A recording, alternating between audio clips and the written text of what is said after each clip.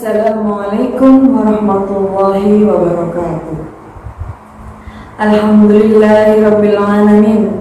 Assalatu wassalamu ala asrofil anbiya'i wal mursalin. Amma ba'du.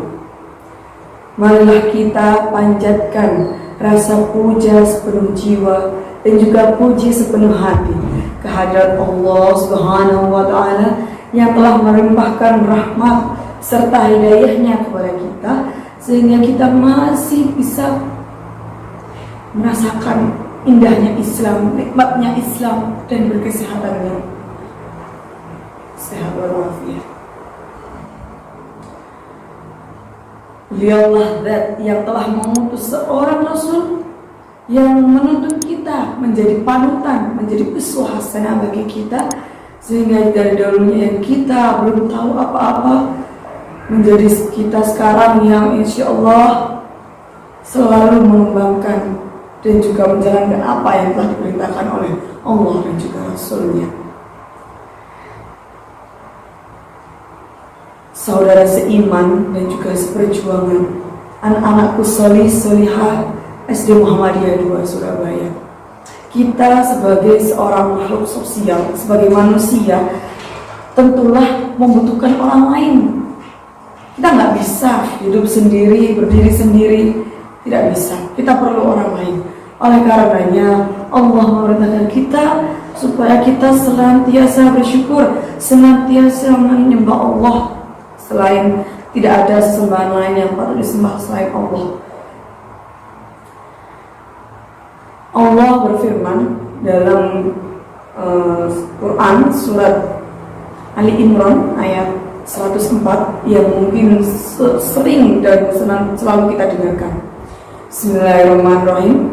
Wal takum minkum ummatun yad'una ilal khair wa ya'muruna bil ma'ruf wa yanhauna 'anil munkar wa ulaika humul muflihun. Dan hendaklah di antara kamu ada segolongan umat yang menyeru kepada kebajikan, menyuruh kepada yang ma'ruf dan mencegah dari yang munkar, maka mereka itulah termasuk orang-orang yang beruntung. Masya Allah. Dari ayat tersebut kita bisa melihat, kita bisa memaknai bahwa sebagai orang muslim, sebagai orang yang beriman, sebagai orang yang bertakwa, kita ini disuruh berlomba-lomba untuk berbuat kebajikan, fastabiqul khairat. Mengapa? Kenapa kita harus berbuat baik? Mengapa kita harus menjalankan aturan-aturan yang segitu banyaknya? Ada aturan inilah, itulah. Para penonton, anak-anakku semuanya, ketahuilah, mungkin kalau kita belum terbiasa untuk melaksanakan amal-amal yang diperintahkan Allah, mungkin semuanya akan terasa berat. Ya, memang berat. Semua aturan-aturan, larangan, perintah berat kalau kita tidak terbiasa untuk melakukannya, tidak terbiasa untuk menaatinya. Tapi ingat, apa ganjaran yang akan kita peroleh ketika kita berhasil menjalankan apa-apa yang diperintahkan, apa-apa yang dilarang oleh Allah dan juga para Rasul. Jannah, syurga, Masya Allah. Mungkin memang saya atau mungkin kita semua yang namanya manusia tidak luput dari rasa salah, lupa, dosa. Tapi ingat, Allah sang penguasa, Allah yang maha esa, yang maha apa, yang maha segalanya, itu menjanjikan surga kita. Jangan lupa tujuan utama kita hidup di dunia. Untuk apa sih kita hidup di dunia ini? Untuk apa?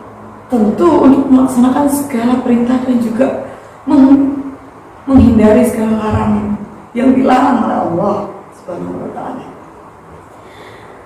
Selaras dengan hal ini, Allah juga berfirman ya dalam surat Al-Mulk, mungkin barangkali sudah hafal juga semuanya, pada ayat kedua. Alladzi khalaqal mauta wal hayata liyabluwakum ayyukum ahsanu amala. Nah, Allah ini menciptakan hidup dan mati itu untuk menguji kita. Mana sih di antara kita ini yang paling banyak amalan baiknya? Yang mana?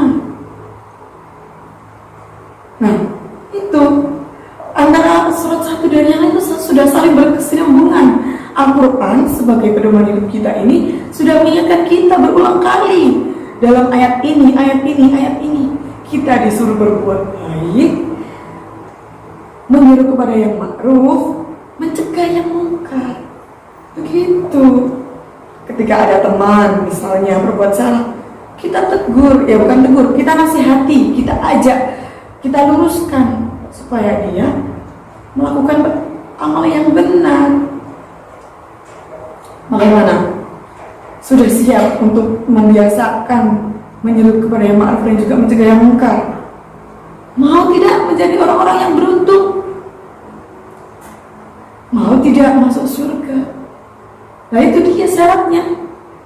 Kita terbiasakan untuk berbuat baik, menyeru kepada yang ma'ruf, mencegah kepada yang mungkar.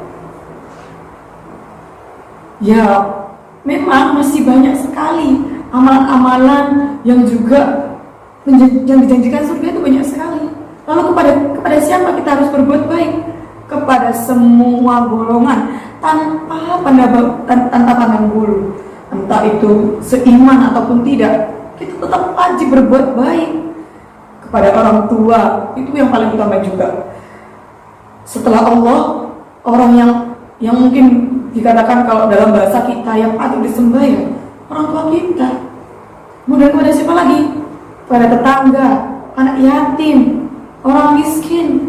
Bukan orang miskin, orang yang kurang mampu, yang tidak cukup dalam menghidupi kehidupan sehari-harinya. Dampaknya luar biasa kok, nggak ada ruginya berbuat baik. Insya Allah manfaat baik di dunia maupun di akhirat. Dan walaupun itu mungkin balasannya tidak langsung, bisa nanti. Kalau mungkin balasannya tidak di dunia, ya mungkin di akhirat. Kalau misalnya bukan kepada kita, mungkin kepada anak kita, ibu kita, saudara kita, atau orang-orang terdekat kita. Nanti siapa yang kalau kalian meninggal itu yang mengurus? Kalau bukan keluarga, orang tua, tetangga, gitu kan? Berbuat baik itu nggak ada salahnya, nggak ada jeleknya. Atau misalnya sedekah, kemudian infak, masih banyak. Berbuat baik itu banyak sekali macamnya. Jadi saya rasa itu nggak ada alasan kita nggak bisa berbuat baik. Pasti setiap manusia walaupun jelek-jeleknya manusia pasti pernah berbuat baik. Nah, tinggal sekarang tugas kita adalah mengingatkan mereka-mereka yang belum istilahnya masih sedikit membengkok begitu, ataupun kita yang ya walaupun tidak baik juga menyombongkan diri sudah berbuat baik, tapi alangkah baiknya kita senantiasa muhasabah diri, memperbaiki diri, introspeksi diri, dimulai dari diri sendiri dulu, kemudian mengajak orang lain. Insya Allah ada surga. Nah, mungkin cukup itu sedikit nasihat atau petuah atau ibaratnya beberapa kata-kata yang dapat saya sampaikan. Kurang dan lebihnya saya mohon maaf. Undur ma qala wala tandur man qala. Lihat saja apa yang pesan yang saya sampaikan, jangan lihat itu siapa saya, terlepas saya itu baik atau buruk, jangan lihat. Yang didengarkan nasihat atau petua kata yang saya sampaikan. Sekian dari saya. Assalamualaikum warahmatullahi